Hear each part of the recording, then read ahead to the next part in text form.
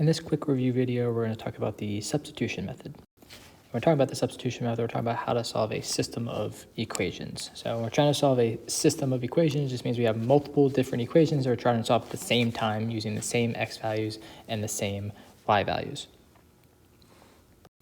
All right, so here's the method. We're going to solve one equation for one of the variables, plug that solution into the other equation, replacing that variable. I will get a more simplified equation that we can solve.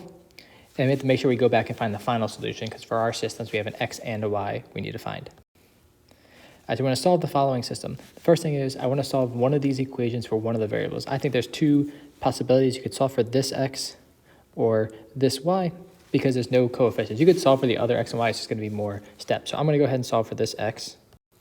All right, so to add this 2y to the other side, I get x equals 2y minus 1.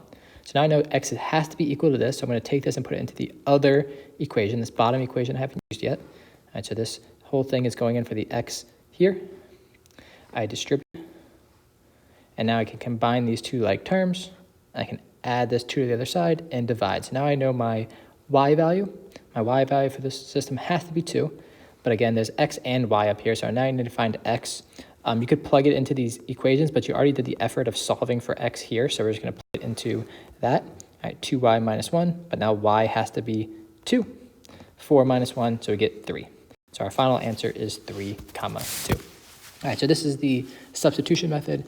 The only thing that might change is you might have to do some division up here. You might have some fractions along the way, but the general method that you're trying to do is covered here. All right, so go ahead and practice the skill. Make sure if you're doing the test or the retake, you know how to do this.